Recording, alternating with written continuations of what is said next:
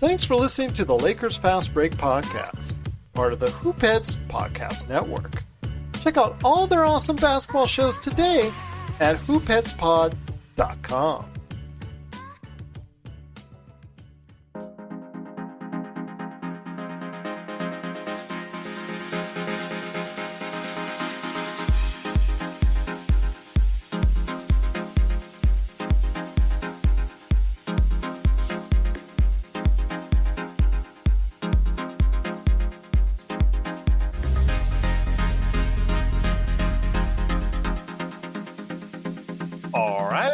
For another episode of the Lakers Fast Break podcast. It's Gerald Glassford coming right back at you here at Lakers Fast Break, Pop Culture Cosmos, Inside Sports Fantasy Football, and Game Source. We truly appreciate everyone out there listening to all of our shows. And if you can, please give us a 5-star review on Apple Podcasts.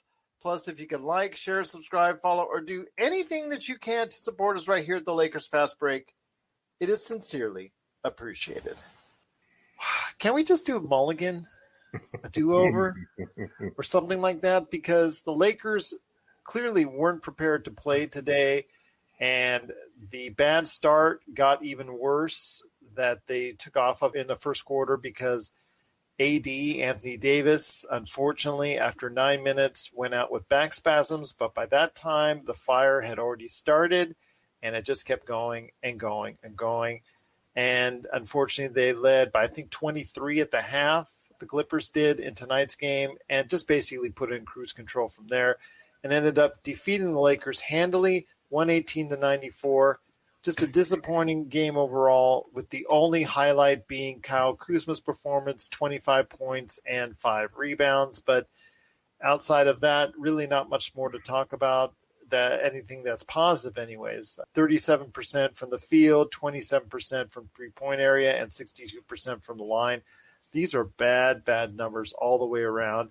Turnovers, only 10. I think that's probably the only saving grace, but when you're getting hand over fist, it's not good. But here today to talk about the game, and more importantly, what's at stake tomorrow, which you've got to be here for when we talk after that game, is a good man indeed. You got to catch him every time out when he puts out a new article that's very informative and also very opinionated at his articles that you can check out today at medium.com and lakerholics.com. It is my good friend. It is Tom Wong that I know him as, but you know him as LakerTom. And LakerTom, you have THT on the shelf with, I think, a calf injury.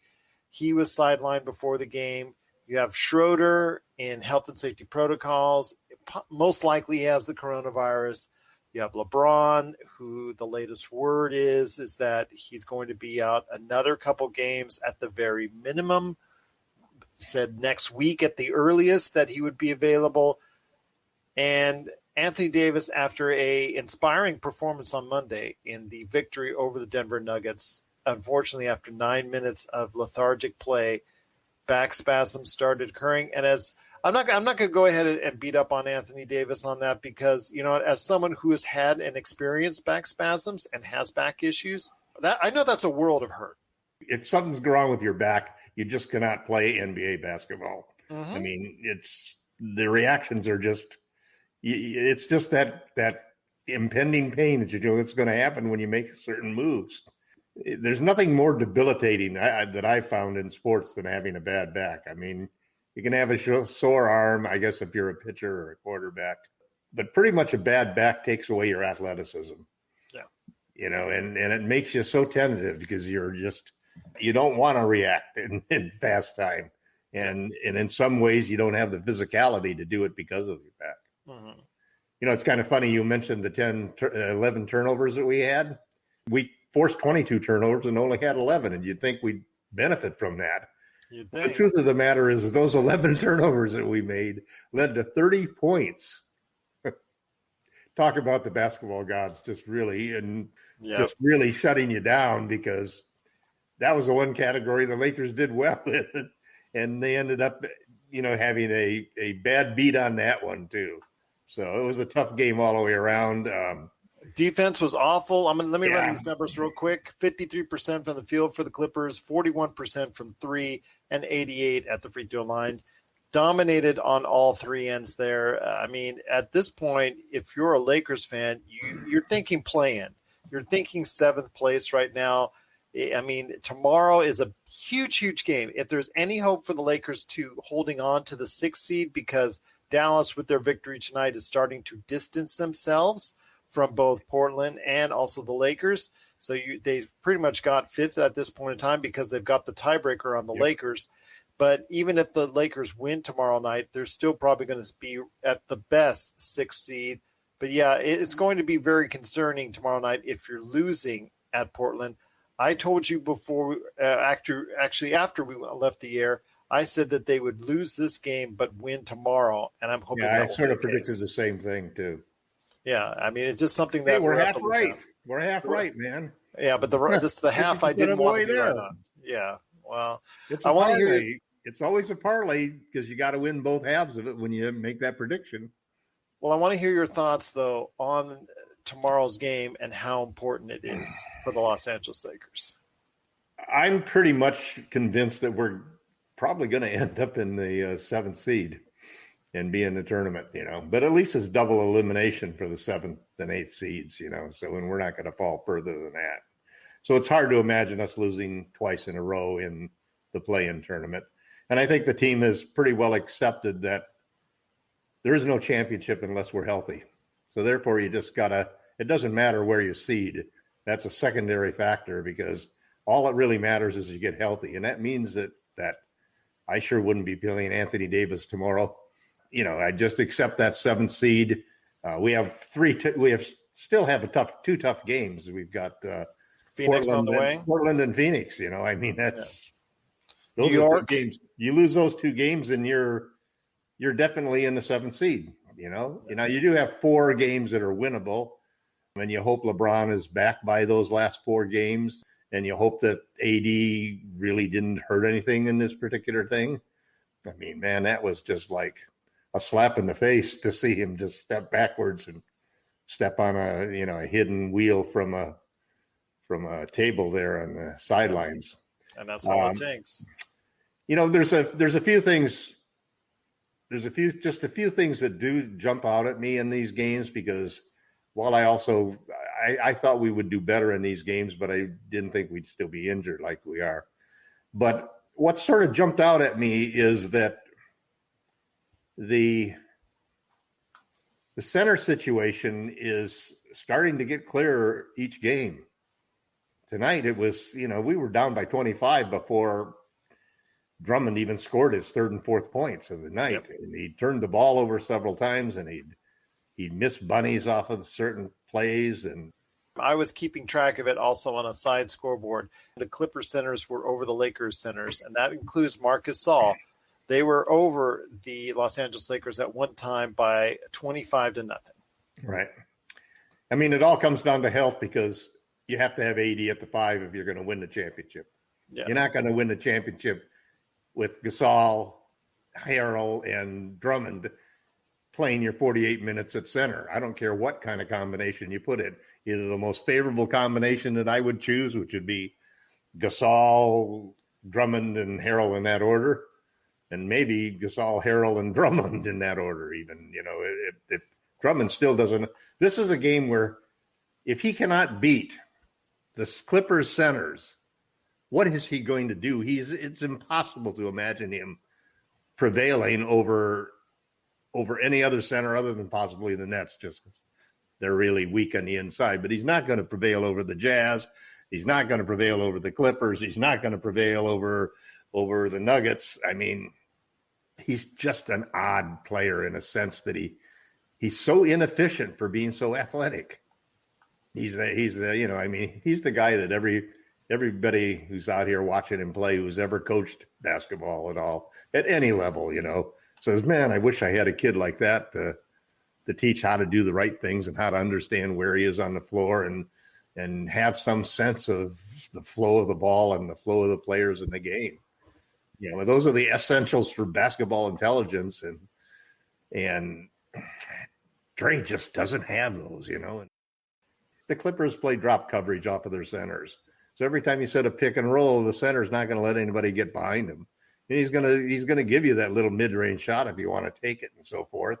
And it just clogs up the middle so you can't attack. Although we don't have any guys left who can attack. That's, Caruso, man, if I was Caruso, I would spend the entire offseason throwing passes into bullseyes somewhere, because his passes are always either too low or too high or too off to the left or too off to the right. I mean, every time a player catches a pass from him, they have to waste another half second or two just to catch the ball and stand and get into a 3-point position. Yeah. It's never right in the pocket and so forth. And these things are obviously, multiplied when you're playing without your superstars. But like you said, this game was decided before Davis injured himself. Absolutely. It was pretty obvious at that point. I think we were down 9 minutes left. It must have been 20-10 or something like that at that point in time. Yep. Pretty close. 24-14. 24-14. Okay. Yep. None of these games matter. All that matters is how healthy can LeBron and AD be, and at least not only healthy, but having their game together. They did it very short time last year, but so many things went right last year that were, maybe 8-1, 9-1, 10-1 shots. We had a parlay of well, that has to happen in a championship. And frankly, most championships, you have to have that parlay of things happening, which is why it's so hard to repeat and to three-peat and four-peat and so forth. This all starts with health, and then it all starts with being able to win the play-in tournament in the first round so that you can get your team back into rhythm again. Somehow you got to be able to survive that. The last thing we want to do is, and maybe the Clippers right now might be feeling that the best thing they could possibly do would be to play the Lakers in the first round. They want to hold that number 3 spot, because if they hold that 3 spot and we get pushed down, we'd get pushed down past 6. So that wouldn't happen, huh? No, we would be looking at Phoenix right now. Yep. This is Raphael from NBADraftJunkies.com, and you are listening to the Lakers Fast Break.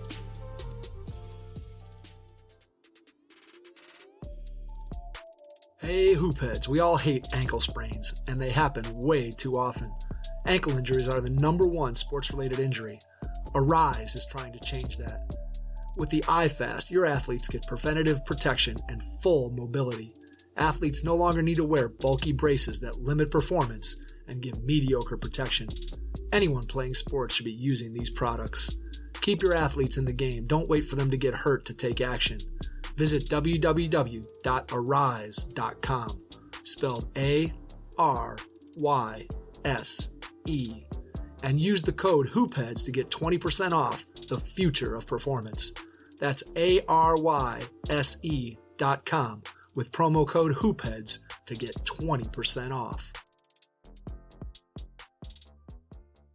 Check out what's been going on with the Pop Culture Cosmos Show and the PCC Multiverse. People are just losing their minds trying to consume Marvel products right now, and I don't blame them. This is some of the best entertainment you can get on TV and big screen right now. If something's going to be successful or not, they look at the mentions, they look at the likes, they look at the retweets and the tweets and the subtweets and the tweets, and they look at all of that to say, okay, this is actually going to garner a lot of attention. Is it going to be enough, though? I think the fish out of water syndrome might be enough for somebody like us, because it's going to be hilarious to watch 2 stoner kids we saw barely make it through high school now live in a society that they fully don't understand because they've been stuck in a decade and never came out of it. Facebook stars, not ninja stars, okay? I know how some people take things literally, so don't throw ninja stars at us, but like the Facebook stars. Click on those. That's what we want. That's the Pop Culture Cosmos Show. And the PCC Multiverse.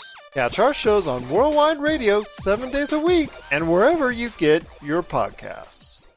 So once again, it is the Lakers, unfortunately, getting beat handily by the LA Clippers, 118-94. They now are, like we talked about, clearly in a must-win situation going into Portland. They are now tied with Portland. They're still considered 6th place, but tomorrow night is the tiebreaker. So Portland wins, they'll have the tiebreaker over the Lakers. And we will be here tomorrow night after the game, hopefully with some better news. But LakerTom before we head on out. And thank you so much, Reed. We truly appreciate the thumbs up on Facebook. We cannot thank you enough for doing so. And thank you, everyone, for watching and listening. And please check us out on the Hoopheads Podcast Network and all the great shows there. And, of course, everything that you do at LakerHolics.com, LakerTom. But before we head on out, because we are going to leave early, because if we stay on for long, we're just going to be talking some grumbling stuff again. And we want to get prepped. We want to actually keep everybody going for tomorrow night's showing of the Portland Trail Blazers and everybody coming on for that. But before we head on out, my friend, please give everybody an update of what you're doing at LakerHolics.com. I was working in advance for a story based upon tomorrow's game because it's going to be such an important game. I think Gerald, just like Gerald, I predicted that we were going to lose tonight. Didn't think we would lose as badly as we did and hoped that there were more silver linings in it. But the game tomorrow is really important from a lot of standpoints. It's trying to keep out of it, trying to keep at the 6th position and not slide down to 7. The more you can do that, the better you're going to be in the end. I think that what's interesting is going to be who's going to play center tomorrow against Portland. And if it's Drummond, man, Andre needs to have a big game because he's due for a big game or he's not going to, no matter what they've promised him to sign him, Frank Vogel is not going to be afraid to make a change when we get into the playoffs. And Drummond is playing for his starting position. He could be filler and play, 24 minutes a game, but probably after Marc Gasol starts and before Anthony Davis finishes the game. So these games are still important. I thought Wes Matthews tonight played pretty well too. Kind of an interesting situation there. So he played a lot of minutes. Yeah, we still got this. Well, he plays defense. That's the one thing you can say for Wes, Yeah. He may be getting beaten because he's 36 years old, but the kid knows how to play defense and he knows how to position himself. And he's not afraid of bigger players. And that's one of our problems that when we go small without LeBron and AD, all of a sudden that big advantage is we're small. Our small ball used to be a joke because it was really bully ball. But we'll see what happens tomorrow. We need to pull off a win. Absolutely. That we do indeed. But once again, if you have any questions for us, at Lakers Fast Break on Twitter, at LakerTom on Twitter, and of course, you can email us, LakersFastBreak@yahoo.com. And as always, you can check out all the comments, all the interaction, and all the great conversation each and every day at LakerHolics.com. All the great articles that Jamie Sweet puts up there with his 5 things section, all the stuff that LakerTom does. Sean Grice, a.k.a. Magic Man, puts his words of wisdom down there, especially from a historical standpoint. So he goes back into basketball history. L. Rob is there with his great comments as well. And, of course, the latest episodes of the Lakers Fast Break you can find there. And speaking of podcasts, please check out our friends at Hoopheads Podcast Network. Please support their sponsors because we really need your help to put out some great content, and it's truly appreciated when you do. But LakerTom and everyone out there, we cannot thank you enough for participating, watching, listening, the thumbs up, the whole 9 yards. We will be back tomorrow. That's right, tomorrow after the big game. I'm going to say right now, it's a battle for 6th place in the Western Conference as the Lakers and the Portland Trail Blazers meet up.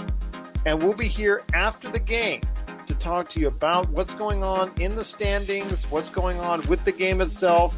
How does it look for the Lakers as they close out the rest of the season? We'll be talking about that and more coming up tomorrow night right here at the Lakers Fast Break Podcast.